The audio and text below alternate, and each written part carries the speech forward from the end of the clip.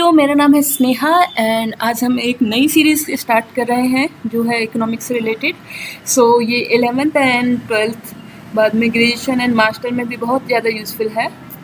And अगर आप चाहते हैं कि मैं सीरीज़ कंटिन्यू करूं तो आप कमेंट में मुझे और चैप्टर्स की वीडियो या फिर कोई एक पर्टिकुलर टॉपिक हो जिसमें आपको कोई इशू आ रहा है तो वो भी शेयर कर सकते हैं।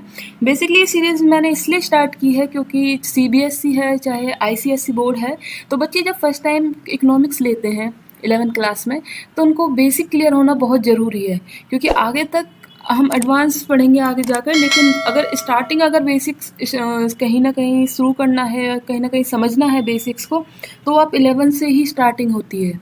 और मैं ये यकीनन कह सकती हूँ, अगर आप ये वीडियो देख के अपने फिर से अगर चैप्टर पढ़ते हैं अपने 11th क्लास में, चाहे वो आईसीएसई बोर्ड हो या फिर सीबीएसई बोर्ड हो या फिर कोई और बोर्ड हो, क्योंकि अगर जहाँ भी इकोनॉमिक्स शुरू होगी बेसिक हमेशा इंट्रोडक्शन ऑफ इकोनॉमिक्स से ही स्टार्ट होगा, तो ये आपके लिए बहुत यूज़फुल होगी। इससे आपके बेसिक बहुत ही अच्छे से क्लियर हो जाएंगे और ये आगे भी आपके लिए बहुत हेल्पफुल रहेगी।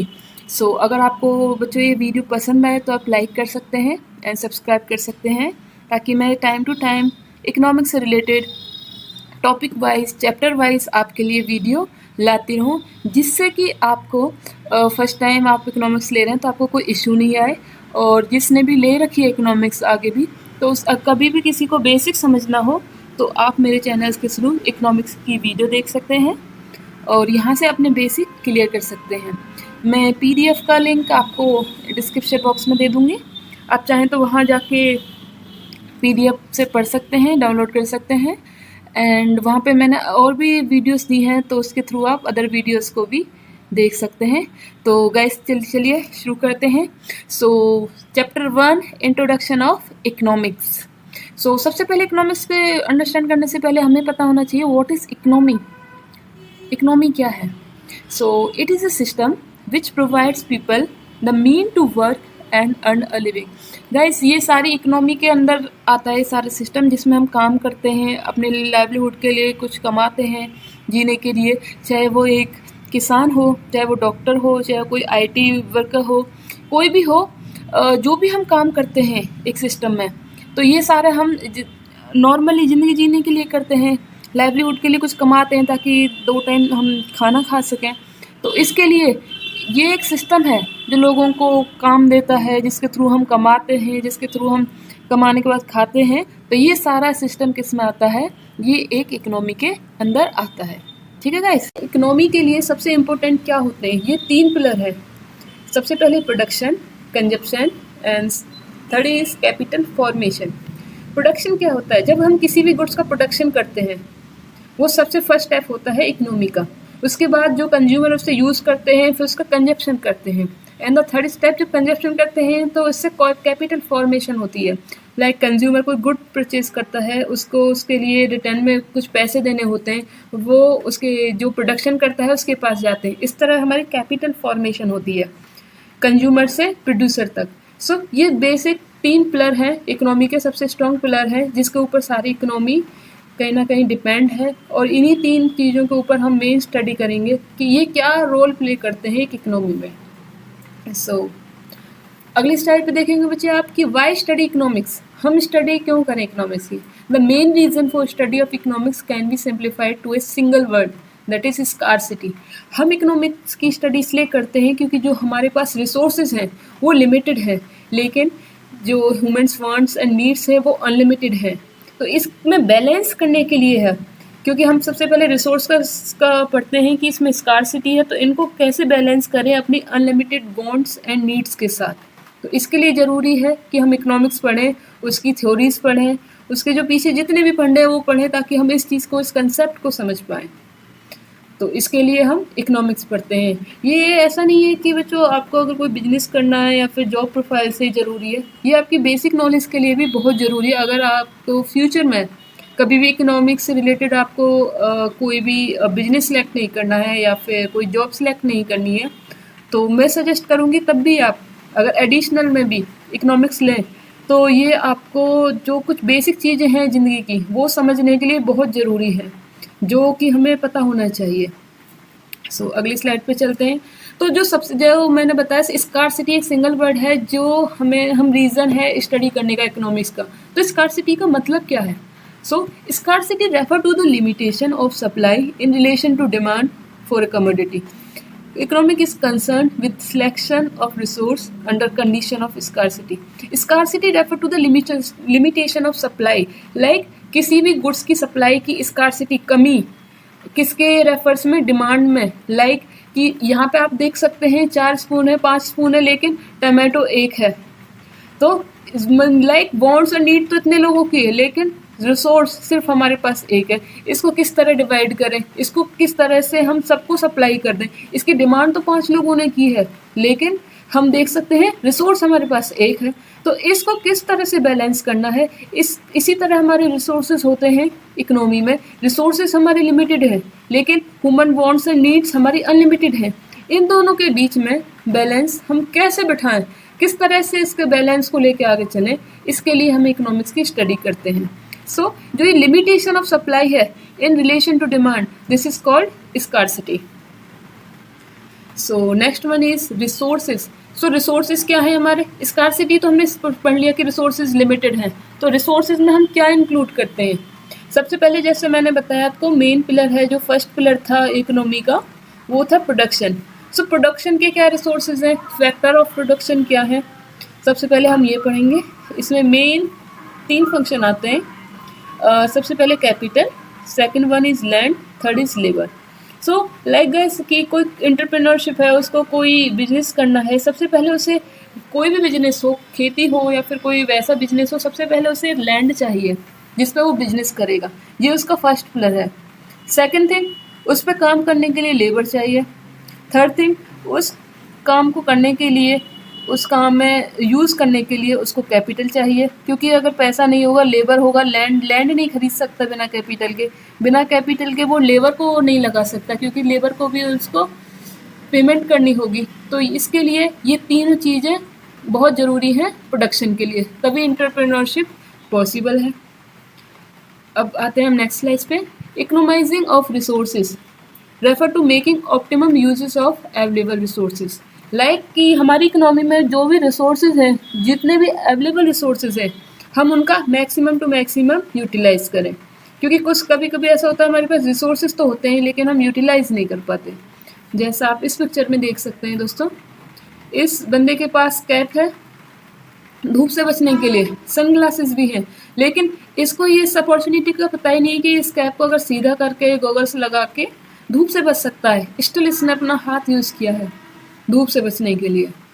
सेकंड पिक्चर में आप देख सकते हो, इसके पास ये सीढ़ियाँ हैं, ये सीढ़ियाँ लगा के दीवार क्रॉस कर सकता है, लेकिन इसने किस तरह से इस अपॉर्चुनिटी का यूज़ किया है, इसने किस तरह से इस अपॉर्चुनिटी का यूज़ किया है। तो ये अपॉर्चुनिटी तो यूज़ ही नहीं हुई, तो ये अपॉर्चुनिटी वेस्ट हो गई। सो और हमें पता है इकोनॉमी में ऑलरेडी हमारे रिसोर्सेज कम है, तो इसके लिए ज़रूरी है हम अपॉर्चुनिटी को जानें, हम जो लिमिटेड रिसोर्स हैं उनका मैक्सिमम टू मैक्सिमम यूज़ करें, क्योंकि हमारे पास ऑलरेडी रिसोर्सेज कम हैं। तो इस तरह से अगर हम वेस्ट करेंगे तो कोई यूज़ नहीं रहेगा, ठीक है। ऐसे हमारी इकोनॉमी बैलेंस भी नहीं हो पाएगी। इसलिए ज़रूरी है कि हम रिसोर्सेज जो ऑलरेडी लिमिटेड हैं उनकी चॉइस करें, बेस्ट यूज़ करें and maximum to maximum use करें जो भी अवेलेबल रिसोर्सेज हैं हमारे। So what is economic problem? Guys, it is a problem of choice involve satisfaction of unlimited wants out of limited resource having alternative use. Like ये problem है कि हम choice किसी करें, जो हमारी सेटिस्फाई कर सके हम जो अपनी अनलिमिटेड वांट्स की, किससे? लिमिटेड सोर्स से। गाइस, इसमें 3 वर्ड्स हैं, आप इसको ध्यान से देखिए। चॉइस करनी है, किस लिए करनी है? सेटिस्फैक्शन के लिए। किससे करनी है? अनलिमिटेड वांट्स को करना है, और किससे करना है सेटिस्फाई? लिमिटेड सोर्स से। कैसे? या फिर अल्टरनेटिव यूज़ करके भी कर सकते हैं। चॉइस, अगर हमारे पास 2 ऑप्शन है कि हम एप्पल ले सकते हैं या फिर बनाना ले सकते हैं, हमारे पास चॉइस है। प्रॉब्लम यह है कि हम सिर्फ एक ही ले सकते हैं, हम दोनों में से दोनों को नहीं ले सकते। तो हमें बेस्ट यूज़ करना है, हम एक ही टाइम पे बेस्ट चॉइस क्या रहेगी? क्या एप्पल रहेगा, क्या बनाना रहेगा? क्योंकि लिमिटेड रिसोर्सेज हैं और अनलिमिटेड वांट्स हैं। वांट्स यहाँ 2 एप्पल की जगह 5 फ्रूट्स भी हो सकते हैं। तो ये इकोनॉमिक प्रॉब्लम यही है कि हम चूज़ करें। जो भी हमारे लिमिटेड रिसोर्स हैं इस इकोनॉमी में, उसका हम ऑल्टरनेटिव यूज़ करें, बेस्ट यूज़ करें, और जिससे हम सेटिस्फाई हो सकते हैं, अपने वांट्स को सेटिस्फाई कर सकते हैं। इकोनॉमिक प्रॉब्लम आपको गाइस पता चल गई क्या है हमारी इकोनॉमिक प्रॉब्लम, लेकिन रीज़न क्या है इकोनॉमिक प्रॉब्लम का? रीज़न है गाइस, जैसा कि मैंने बताया, scarcity of resources. Resource are limited in relation to their demand and economy can not produce all what people wants. हमारे जो रिसोर्सेज हैं वो लिमिटेड हैं in relation to their demand के अकॉर्डिंग, एंड इकोनॉमी प्रोड्यूस नहीं कर सकती, सारी वांट्स को, सारी नीड्स को फुलफिल नहीं कर सकती, नहीं सेटिस्फाई कर सकती। ये हमारे रीज़न है इकोनॉमिक प्रॉब्लम का, और यही हमारी प्रॉब्लम है इकोनॉमी की। तो उसके लिए आगे हम पढ़ते हैं। सेकंड थिंग, फर्स्ट थिंग था स्कार्सिटी ऑफ रिसोर्सेज कम है। दूसरी जो मेन रीज़न क्या है, दूसरा रीज़न ये है कि हमारी वांट्स भी लिमिटेड नहीं है, जिसके अकॉर्डिंग अगर हमारा रिसोर्स कम है तो अगर हम कम डिमांड रखें, कम नीड रखें अपनी, तो बैलेंस हो सकता है। लेकिन सेकंड प्रॉब्लम ये है कि अनलिमिटेड ह्यूमन वांट्स हैं। Human wants are never ending, they can never be fully satisfied. As soon as one want is satisfied another new want emerge. Guys, ये आप अपनी डे टू डे लाइफ में देखते हैं। अगर हमने फेसबुक है, हमें व्हाट्सअप भी चाहिए, हमें यूट्यूब भी चाहिए, हमें ट्विटर भी चाहिए, हमें इंस्टा भी चाहिए। हमें धीरे धीरे अगर हमारी एक वांट कंप्लीट होती है, हमें दूसरी वांट आ जाती है। लाइक अगर हमें सबसे पहले स्कूटी चाहिए, उसके बाद हमें गाड़ी चाहिए, उसके बाद और भी अच्छी गाड़ी चाहिए। ये गाइस हम अपने घर में भी देखते हैं, आप बच्चों में भी देखते हो, आप बड़ों में भी देखते हो। छोटा घर है, फिर हमें बड़ा घर चाहिए, नहीं है तो रेंट पे है तो फिर हमें अपना घर चाहिए। हर एक फील्ड में स्टडी का ठीक है, लेकिन बाकी हर एक फील्ड में आपकी वांट्स धीरे धीरे बढ़ती जाती हैं। ऐसा नहीं कि फिक्स टारगेट है, हाँ इसके बाद हमें कुछ नहीं चाहिए। धीरे धीरे हमारी वांट्स बढ़ती जाती, इसकी वजह से इकोनॉमी में प्रॉब्लम होती है। और इसलिए क्योंकि लिमिटेड रिसोर्स हैं तो बैलेंस करना बहुत मुश्किल हो जाता है। तो ये एक इकोनॉमिक प्रॉब्लम है। सो इसका थर्ड रीज़न क्या है? Alternative uses. Resources are not only scarce, but they can also be put to various uses. It makes choice among resource more important. Guys, जो हमारी wants हैं वो लिमिटेड हैं, इस resources हमारे कम हैं, तो हम इसका ऑल्टरनेटिव यूज़ भी कर सकते हैं। बट हमारे पास रिसोर्स कम है तो हम एक टाइम में एक ही जगह यूज़ कर सकते हैं। लाइक आप देख सकते हैं यहाँ पे हमारे सोलर ये सिस्टम लगा हुआ है। हम इसका चाहें तो ये एरोप्लेन पे लगाया है, यहाँ भी यूज़ कर सकते हैं, यहाँ कार के ऊपर भी यूज़ कर सकते हैं, घर के ऊपर भी यूज़ कर सकते हैं, यहाँ ट्रेन के ऊपर यूज़ कर सकते हैं। ऑल्टरनेटिव यूज़ है सोलर सिस्टम के, लेकिन लिमिटेड है, एक ही क्वांटिटी है लाइक हमारे पास, लेकिन मेरे पास ऑप्शन 4 है, तो मैं इसको कहाँ यूज़ करूँ? ये मेरे लिए चॉइस देती है कि मैं कार पे भी यूज़ कर सकती हूँ, अपनी पे घर पे भी यूज़ कर सकती हूँ, या फिर रेल में भी यूज़ कर सकती हूँ, ट्रेन में, या फिर एरोप्लेन पे भी यूज़ कर सकती हूँ। तो ये मेरे को ऑप्शन दे रहे हैं कि बेस्ट यूज़ कहाँ होगा। ये अभी मेरे को बाहर जाना है तो मुझे लगेगा कार पे यूज़ करूँ मैं, कभी एरोप्लेन में जाना होगा तो लगेगा एरोप्लेन में यूज़ करूँ मैं, कभी ट्रेन से जाना होगा तो ट्रेन में यूज़ करना चाहूँगी, और कभी मेरा छुट्टी होगा तो मैं चाहूँगी कि घर पे लगे, मैं घर पे परेशान ना हूँ लाइट की वजह से। तो ऑल्टरनेटिव यूजेस हो गए हैं हमारे लिमिटेड रिसोर्स के। सो ये शिफ्ट करते रहते हैं, ये भी रीज़न है इकोनॉमिक प्रॉब्लम का। सो Economic is a social science which studies the way a society chooses to use its limited resource, which have alternative use to produce goods and service and to distribute them among different group of people. So guys, जितना भी अभी तक हमने पढ़ा है, ये उसका एक तरह से कंक्लूजन है कि एक तरह से इकोनॉमिक्स क्या है। हमने स्टार्ट यहीं से किया है कि इकोनॉमी क्या है, इकोनॉमिक्स क्या है। सो ये सबका कंक्लूजन है। ये एक सोशल साइंस है जिसमें हम पढ़ते हैं कि सोसाइटी चूज़ करती है कि लिमिटेड रिसोर्स को कैसे चूज़ करें, ऑल्टरनेटिव यूज़ के लिए कैसे यूज़ करें, to produce goods and service, and उसको किस तरह डिस्ट्रीब्यूट करें among different group of people. So इसके अंदर ही हम देखते हैं, इकोनॉमिक पढ़ लिया हमने। अभी इकोनॉमिक्स को 2 टाइप्स में डिवाइड किया गया है। माइक्रो इकोनॉमिक्स लाइक कि इंडिविजुअल लेवल पे होती है, स्मॉल लेवल पे होती है। मैक्रो इकोनॉमिक्स, ये जैसा आप देख सकते हैं यहाँ पे सिंगल ट्री है, यहाँ पे बहुत ज़्यादा ट्री है, लाइक ये एक बड़े स्तर पे होती है। सो ये स्मॉल लेवल हो गया, ये इसका बिग लेवल हो गया, ये इंडिविजुअल हो गया, ये कंट्री लेवल पे हो गया। ये लाइक मेरा सिंगल बिजनेस है, ये एक कंट्री के लेवल पे अगर कोई डिसीजन है, पॉलिसी है, उसका बनना है।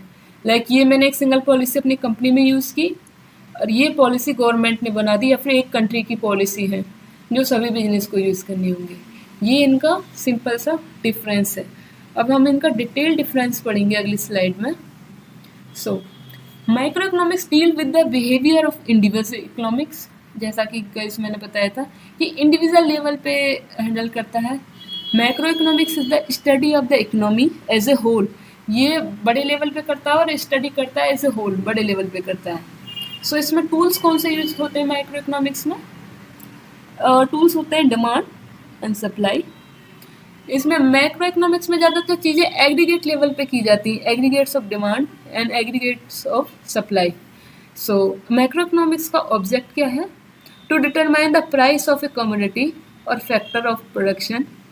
एंड मैक्रो का है to determine the income and employment level of economy. ये गाइस आप देख सकते हो कंट्री लेवल पे हम सारी ऑलमोस्ट बातें कर रहे हैं। Determine income and employment level of A economy, एक पूरी इकोनॉमी के डिटरमाइन करता है क्या इनकम होगी और क्या एम्प्लॉयमेंट लेवल होगा। यहाँ पे हम प्राइस ऑफ ए कमोडिटी और फैक्टर ऑफ ए प्रोडक्शन एक छोटे लेवल पे बात करें कि कमोडिटी का क्या प्राइस होगा, उसके क्या फैक्टर होंगे।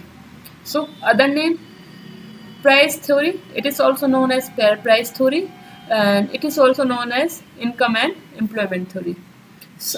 नेक्स्ट इज एग्जाम्पल क्या है इनके?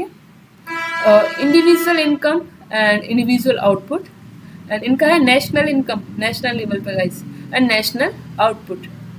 Aggregation, it involve limited degree of aggregation and it involve the highest degree of aggregation. ये limited degree include the highest degree. सो ये सिंपल डिफरेंस है। आप चाहें तो मैं इसको डिस्क्रिप्शन में एक PDF अटैच कर दूंगी, आप चाहें तो वहाँ से डाउनलोड भी कर सकते हैं एंड ये जितना भी मैटर है आपका ये आप पढ़ सकते हैं। सो नेक्स्ट है guys positive and normative economics. इनमें क्या डिफरेंस है? सो हम आप इनका डिफरेंस पढ़ेंगे। So it deals with the things as they are, जो एक्चुअल में चीज़ें हैं। It deals with the things as they are, जो एक्चुअल में है ये उनके बारे में बताता है। It deals with the things as they should be, जैसा हम बोलते हैं कि कैसे होनी चाहिए। सो ये इसके बारे में बताता है। गाइस इसका एक सिंपल एग्जांपल आप ऐसा ले सकते हो, जब हम पॉलिटिक्स की बात करते हैं हमें पता रहता है कि चीज़ें क्या हैं और कैसी चल रही हैं, लेकिन हम तभी बोलते हैं ये ऐसा होना चाहिए, ये ऐसा होना चाहिए, लेकिन कहीं ना कहीं हमें पता है एक्चुअल में ऐसा नहीं है। एक्चुअल में क्या पोजीशन है, क्या कैसी चीज़ें चल रही हैं, ये हमें पता रहता है। सो पॉजिटिव मीन्स एक्चुअल में क्या है, नॉर्मेटिव कैसा हम चाहते हैं कि कैसा होना चाहिए, वो नॉर्मेटिव इकोनॉमिक्स कहलाता है। So basis based upon real fact, जो रियल में चल रहा है। Based upon individual option opinion, कि हम सोचते हैं मेरा पॉइंट अपॉन ओपिनियन के अकॉर्डिंग, मेरे पॉइंट ऑफ व्यू के अकॉर्डिंग क्या होना चाहिए। So verification, it can be verified with actual data और it can not be verified. Guys जब भी मेरा ओपिनियन है, मेरे ही फैक्ट्स हैं, तो मैं इसको वेरीफाई कर ही नहीं सकती। So it can not be verified. Nature, pure and neutral between and. Suggestive and optimum, suggest करना कि कैसा होना चाहिए, ऑप्टिमम इन नेचर। सो इसका क्या पर्पस है? It aim to make real description of an economic activity. Its aim to make real description, जो economic activity है उसका रियल डिस्क्रिप्शन एक्सप्लेन करना। It aim to determine the ideal, only ideal को determine करना। Value judgement, it does not give any value judgement, it give value judgement, क्योंकि जो judgement करते हैं इसको वैल्यू देती है, लेकिन it does not give any value judgement, ये नहीं देती है एनी वैल्यू। सो गाइस जैसा हमने पढ़ा था, आपको 3 चीज़ें हमने पढ़ी थी कि रिसोर्सेज कम हैं, अनलिमिटेड बॉन्ड्स हैं, और यही बैलेंस करने के लिए हम देखते हैं कि ऑल्टरनेटिव यूज़ करते हैं। ठीक है, तो ये central problem of an economy क्या है गाइस? ये कहीं ना कहीं उनसे ही रिलेटेड है। क्या है ये? इसमें हम 3 क्वेश्चन का आंसर देते हैं। What to produce in what quantities, क्या प्रोड्यूस करें और किस क्वांटिटी में प्रोड्यूस करें। Second is how to produce, कैसे प्रोड्यूस करें। फॉर whom टू प्रोड्यूस, किसके लिए प्रोड्यूस करें। लाइक हम इसमें क्या अमीरों के लिए ज़्यादा करें या गरीबों के लिए ज़्यादा करें, या फिर अमीरों के लिए कम करें और गरीबों के लिए ज़्यादा करें। इस तरह के आंसर हम जब हम इसको स्टडी करते हैं तो जो ये सेंट्रल प्रॉब्लम है इकोनॉमी की, इन आंसर को हम दे सकते हैं। सो production, distribution and disposition of goods and service are the basis economic activities of life. In the course of these activities, every society has to face scarcity of resources. Because of this scarcity, every society has to decide how to allocate the scarce resource. It leads to following central problem of an economy.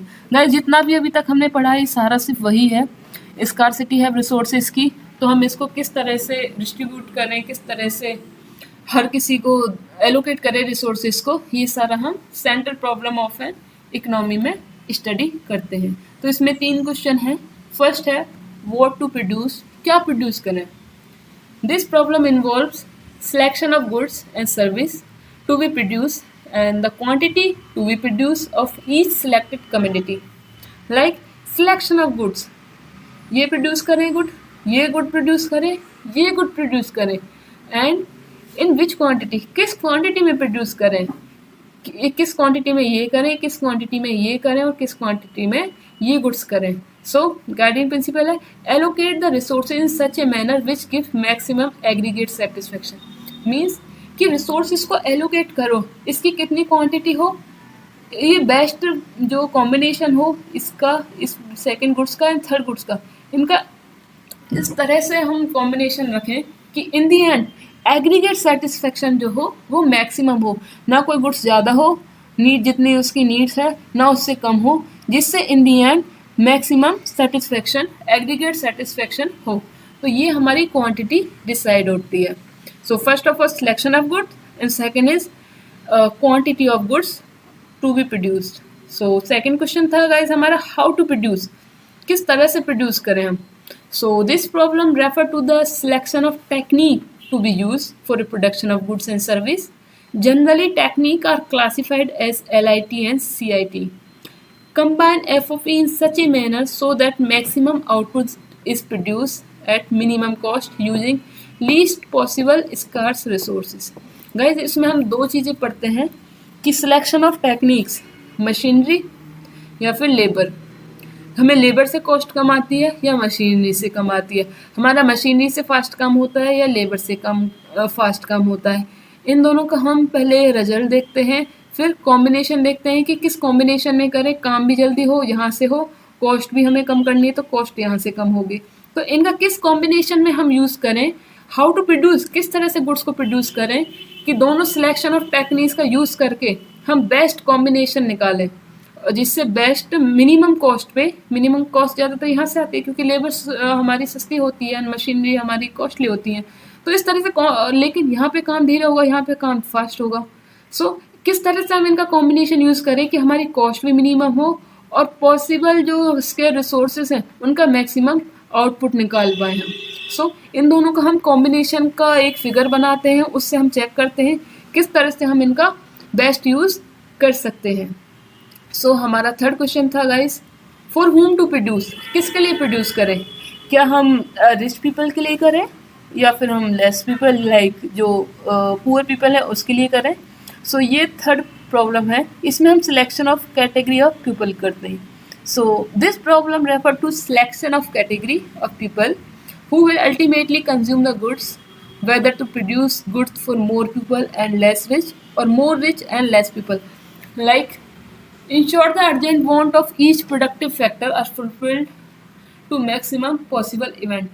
Like guys कि ये आपके rich के लिए है, ये आपके लिए poor people के लिए, तो इसको ज़्यादा प्रोड्यूस करें या फिर इसको। या सेकंड क्वेश्चन आता है कि इसकी क्वांटिटी कम या ज़्यादा करें या फिर इसकी क्वांटिटी कम करें। सबसे पहले हम करते हैं सिलेक्शन, ओनली रिच के लिए करना है, पुअर के लिए करना है, उसके बाद फिर कॉम्बिनेशन किस किस क्वान्टिटी में करना है। तो इसके लिए maximum possible event each productive factors are fulfilled. So जिसमें अर्जेंट वांट हो इसके लिए हम करते हैं, जिसमें अर्जेंट वांट हो सबसे पहले उसकी, उसके बाद मैक्सिमम पॉसिबल जितना भी पॉसिबल सेकेंड इवेंट है वो करने के लिए हम ट्राई करते हैं। सो इसमें आती है थर्ड, तीनों क्वेश्चन के हमारे आंसर हो गए। तो इसमें जो नेक्स्ट टॉपिक आता है वो आता है हमारा opportunity cost. So it is the cost of next best alternative foregone. जो दूसरा सेकेंड ऑप्शन है उसकी जो कॉस्ट है नेक्स्ट बेस्ट ऑल्टरनेटिव जो चली गई उसको हम बोलते हैं अपॉर्चुनिटी कॉस्ट। गाइस आप इस फिगर में देख सकते हैं, John studies all night for his exam. John ने सारी रात अपने एग्जाम के लिए स्टडी की। Next day John is very sleepy.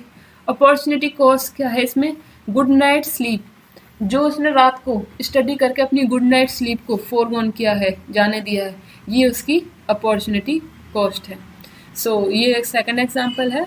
The potential benefit that is given up when one alternative is selected over another.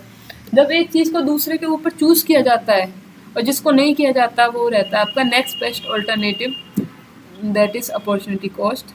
If you were not attending college you could be earning 20,000 per year. Your opportunity cost of attending college for 1 year is 20,000। अगर आप नहीं join करते हैं तो 20,000 per year dollar आप कमा सकते हैं अगर कॉलेज आप अटेंड नहीं करते हैं। लेकिन अपॉर्चुनिटी कॉस्ट क्या होगी आपके अटेंडिंग कॉलेज की 1 ईयर के लिए? 20,000, क्योंकि आप उस ऑप्शन को लीव करके तब जॉब कर रहे हैं, तो उसको खोने की क्या कीमत है आपकी? $20,000। सो नेक्स्ट टॉपिक है guys production possibility frontier. It refers to a graphical representative of possible combination of two goods can be produced with given resources and technology. Guys next topic है हमारा प्रोडक्शन पॉसिबिलिटी फ्रंटियर। इसमें हम figure के जरिए show करेंगे guys, जैसा आप देख सकते हैं नेक्स्ट स्लाइड में। ये है हमारा PPF, ये है यहाँ पे गन्स, ये है आपका बटर। तो यहाँ पे हमने इनका डिफरेंट कॉम्बिनेशन लिया है, प्रोडक्शन पॉसिबिलिटी फ्रंटियर, ये हमारा फिगर है। एंड यहाँ पे बी पे हम देख सकते हैं, सी पे ABC, ये डिफरेंट कॉम्बिनेशन है। अगर हम एक सिंगल पॉइंट की बात करें, लाइक एफ पे क्या कॉम्बिनेशन होगा? 6 unit of guns and 5 unit of butter, 6 5, okay. And अगर हम और गन्स का करते हैं, like 12 unit of guns and 4 unit of butter. यहाँ पे हमने बटर का डिक्रीज किया यूनिट एंड यहाँ पे गन्स का हमने इंक्रीज किया है यूनिट। तो इस तरह से हम डिफरेंट कॉम्बिनेशन बढ़ा सकते हैं। यहाँ से डिक्रीज करेंगे तो यहाँ पे इंक्रीज होगा, यहाँ पे डिक्रीज करेंगे तो बटर की यूनिट इंक्रीज होंगी। सो ये है हमारा production possibility frontier. So it refer to graphical representation of possible combination of two goods that can be produce with given resources and technology. So guys जब हम ये PPF फिगर बनाते हैं तो ये कुछ चीज़ें हैं जो हम अज्यूम करके चलते हैं, जैसे कि रिसोर्सेज आर फिक्स। जो रिसोर्स हैं जो हमारे वो फिक्स हैं, दे कैन बी ट्रांसफर्ड, उनको ट्रांसफ़र किया जा सकता है। Only 2 goods can be produce, सिर्फ 2 ही गुड्स को प्रोड्यूस कर सकते हैं। Resources are fully and efficient utilize, जो रिसोर्सेज हैं उनका फुल यूटिलाइजेशन किया गया है, एफिशिएंटली यूज़ किया गया है। Resource are not equally efficient in production of all product. Resource को इक्वली एफिशिएंट नहीं है दोनों प्रोडक्शन में। लाइक एप्पल के में, लाइक एग्जांपल दिया हमने गन्स एंड बटर का, तो एप्पल में अलग होगा यूटिलाइज एंड बटर में अलग होगा। And last one is technology remains constant. जो टेक्नोलॉजी है वो सेम रहेगी, दोनों ही यूनिट्स हैं, दोनों ही गुड्स हैं उनकी प्रोडक्शन में। जैसे कि हमने ये प्रोडक्शन के लिए हमने 2 ये पॉइंट लिए हैं, गुड्स लिए हैं, तो इनमें दोनों में ही टेक्नोलॉजी हमारी सेम रहेगी। सो चलते हैं हम नेक्स्ट पे। सो गाइस ये है हमारा प्रोडक्शन पॉसिबिलिटी और कॉम्बिनेशन। लाइक हमारी ये यूनिट्स हैं, ये गन्स हैं, ये बटर हैं। अगर इसकी 21 यूनिट है, इसकी हम 0 हैं, यहाँ पे हम MRT निकाल रहे हैं। सो MRT रहता है गाइस कि जैसे यहाँ पे हमने 1 का लॉस किया, 21 से हम यहाँ पे 20 पे चले गए और यहाँ से 0 से 1 पे आ गए। यहाँ 1 का हमने डिक्रीज़ किया है, यहाँ हमने 1 का इंक्रीज़ किया है, मीन्स 1:1 रेशो में किया है हमने। आगे यहाँ 18 था, मीन्स यहाँ 20 से हमने कितना लूज़ किया? 2 एंड यहाँ से 1 इंक्रीज़ किया, 1। मीन्स अगर हम चाहते हैं बटर की यूनिट 1 से 2 कर दें, उसके लिए हमें गन्स की 20 से यूनिट 2 माइनस करके 18 करनी पड़ेगी। इसका एग्जांपल, इसके थ्रू आप समझ सकते हैं कि अगर बटर की मुझे 1 यूनिट भी इंक्रीज़ करनी है तो गन की मुझे 2 यूनिट का लॉस करना होगा। ऐसे ही यहाँ से मैंने 3 का लॉस किया है और यहाँ पे तब जाके मेरी 1 इंक्रीज़ हुई है। इस तरह से धीरे धीरे ये बढ़ती चलेगी। अब इसकी एक्सप्लेनेशन भी मैंने यहाँ पे रिटर्न में दी हुई है, आप चाहें तो अगर कोई कन्फ्यूजन हो तो आप यहाँ से भी देख सकते हैं। ये A B C D E F G are joined to get a curve AZ known as production possibility frontier. AZ curve shows the maximum limit of production of guns and better. Every point on PPC, these points are the figure indicate full employment and efficient use of resources.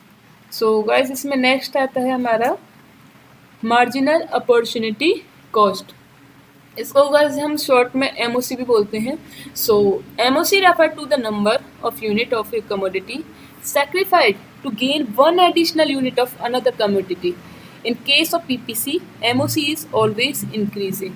So guys, इसमें देखा होगा marginal opportunity cost, जैसा कि मैंने opportunity cost बताया था आपको, ये ऐसे ही है मार्जिनल अपॉर्चुनिटी कॉस्ट, कि अगर हम कुछ गेन करना है कमोडिटी का, एक यूनिट का एडिशनल यूनिट के लिए जो दूसरी कमोडिटी को हम लूज करते हैं, वो होती है हमारी एमओसी. लाइक जैसा कि एग्जांपल दिया था, अगर हमें बटर की एक यूनिट को इंक्रीज करना है तो हमें गन्स की एक यूनिट या 2 यूनिट जितना है उसको के अकॉर्डिंग डिक्रीज करना पड़ेगा. So MOC refer to the number of unit, जिस नंबर को कमोडिटी सेक्रीफाइस करते हैं हम, जैसे कि गन की हमने सेक्रीफाइस की 2 unit to gain one additional unit of another commodity. Another commodity क्या थी यहाँ पे, बटर, उसकी एक और एडिशनल यूनिट को इंक्रीज करने के लिए, गेन करने के लिए. So this is called MOC. और एमओसी को ये अज्यूम किया जाता है कि ऑलवेज इंक्रीजिंग मोड पे होगी. Increasing MOC operate because productivity and efficiency of factors of production decrease as they are shifted from one user to another. So guys, इसमें ये जो हमारा increasing MOC है, उसका रीज़न है कि जो factors of production हैं वो अगर शिफ्ट करते हैं तो वो डिक्रीज होते चलते हैं अगर हम वन यूज टू अनदर उनका करते हैं. सो इसी में है हमारा नेक्स्ट टॉपिक, ये हमारा मार्जिनल रेट ऑफ ट्रांसफॉर्मेशन. ये एमओसी की तरह है कहीं कहीं, लेकिन इसमें यूनिट का शिफ्ट है. MRT is the ratio of number of unit of a community sacrificed to gain an additional unit of another community. ये रेशियो है, वहाँ पे आपका कॉस्ट था, यहाँ पे हम रेशियो है कि MRT is the ratio of A number of unit of a community, जो सेक्रीफाइस की जाती है एक एडिशनल यूनिट को गेन करने के लिए, उस रेशियो को हम एमआरटी बोलते हैं. सो इसको निकालने का सिंपल सा फॉर्मूला है unit sacrificed upon unit gain. So MRT increase because it is assume that no resource is equally efficient in production of all good. ये एक सिंपल सा रीज़न है इसके इंक्रीजिंग का. सो नेक्स्ट है कैरेक्टरिस्टिक ऑफ पीपीएफ. सो ये हमेशा PPF slope downward, हमेशा डाउनवर्ड रहता है and it is always concave shape. More of one good can be produced by only taking resource away from the production of another good. यहाँ आप देख सकते हैं, यहाँ पे डिफरेंट कॉम्बिनेशन है रेफ्रिजरेटर एंड कार के, ए बी सी, यहाँ पे एक्स एंड वाई बाहर. सो ये इस तरह से हम कह सकते हैं ये अटेनेबल है, लाइक इन गोल्स को हम अचीव कर सकते हैं, या फिर इस कर्व के जो भी अंदर रहता है उसको अचीव कर सकते हैं, लेकिन इसके जो बाहर होगा उसको हम अचीव नहीं कर सकते. So second is PPI concave shape because of increasing MRT. MRT increase because it is assume that no resource is equally efficient in production of all good. So इसकी सिंपल क्लैरिफिकेशन दी हुई है guys. सो ये जो मैंने अभी clear किया था, इसमें आपको जैसा मैंने पॉइंट बताया था कि हम इसको अचीव कर सकते हैं. मैं इसको सेट कर देती हूँ, इसको सेंटर में कर देती हूँ, जिससे आपको पता चल जाए कि जो भी स्लोप के अंदर होगा या स्लोप के ऊपर होगा वो हमारा अचीव हो सकता है, और जो उसके बाहर होगा वो हमारा अचीव नहीं हो सकता. ठीक है. सो चलते हैं नेक्स्ट स्लाइड पे. Change in PPC. So guys, इसमें चेंजेस कैसे होते हैं? शिफ्ट इन पीपीसी, ये शिफ्ट होता है, अगर डिक्रीज होगा, रिड्यूस होगा तो ये नीचे आ जाएगा. ए है ये हमारा, इसके बाद A2 B2 आ गया एंड A1 B1 आ गया। तो ये शिफ्ट करता है, राइट वर्ड शिफ्ट करेगा मतलब इंक्रीज होगा, लेफ्ट वर्ड शिफ्ट करेगा तो मतलब डिक्रीज होगा।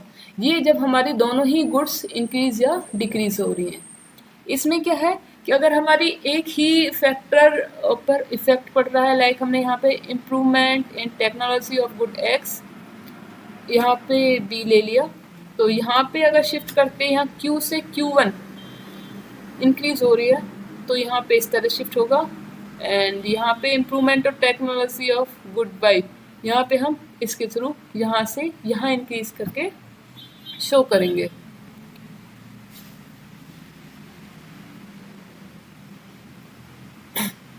सिंपल फिगर से देख सकते हैं, इसमें कोई कंफ्यूजन वाली बात नहीं है गाइस। सो गाइस ये आप 11th क्लास के अंदर ये टॉपिक इंक्लूड्स है।